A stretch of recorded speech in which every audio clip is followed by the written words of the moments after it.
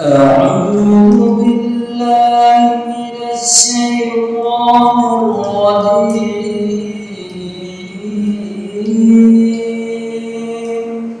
بسم الله الرحمن الرحيم. يا أيها الإنسان ما غرك بربك الكريم الذي خلقك فسواك فعدلك في أي صورة ما شاء ركبك. كلا بل تكذبون بالدين وإن عليكم لحافظين كراما كاتبين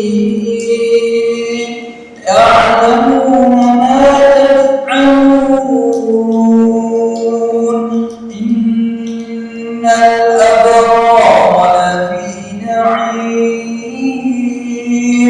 وإن الفجار لفي جحيم يصلونها يوم الدين وما هم عنها بغائبين.